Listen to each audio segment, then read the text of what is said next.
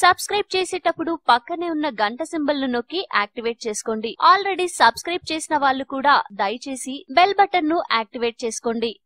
దేశంలో అవినీతిని సమూలంగా నిర్మూలించేందుకు సిద్ధమైంది కేంద్ర ప్రభుత్వం. ఇప్పుడు మరో సంచలన నిర్ణయం తీసుకుంది సర్కార్. కొత్త నోట్లపై ఉన్న సెక్యూరిటీ ఫీచర్స్ ను ఈజీగా కాపీ కొడుతున్నారు నకిలీ మాఫియా. దీనికి అడ్డుకట్ట వేసేందుకు ప్రతి 3 లేదా 4 ఏళ్లకొకసారి కొత్త 500, 2000 నోట్ల సెక్యూరిటీ ఫీచర్స్ ను మారుస్తూ ఉండాలనే నిర్ణయానికి వచ్చారు కేంద్ర ఆర్థిక హోంశాఖ ఉన్నతాధికారులు. దేశవ్యాప్తంగా చెలామణిలో ఉన్న 500, 1000 రూపాయల నోట్లను 2016 నవంబర్ 8న రద్దు చేశారు ప్రధాని నరేంద్ర మోడీ. దేశ కరెన్సీలో ఎక్కువ శాతం నకిలీ కరెన్సీ చేరి దేశ ఆర్థిక వ్యవస్థను దెబ్బతీసేందుకు దాయాది దేశం పాకిస్తాన్ పెద్ద మొత్తంలో నకిలీలు ముద్రించి బంగ్లాదేశ్ గుండా భారత్ లోకి తరలిస్తోంది. దీన్ని ఇంటర్ సర్వీసెస్ ఇంటెలిజెన్స్ కనిపెట్టింది. దీనికి అడ్డుకట్ట వేసేందుకే పెద్ద నోట్ల రద్దు జరిగిందని వెల్లడించారు కేంద్ర ఆర్థిక హోంశాఖ అధికారులు. అభివృద్ధి చెందుతున్న దేశాలు ఇదే తరహాలో ప్రతి 3-4 ఏళ్లకొకసారి నోట్లపై సెక్యూరిటీ ఫీచర్స్ మారుస్తూ ఉంటాయని తెలిపారు కేంద్ర హోంశాఖ కార్యదర్శి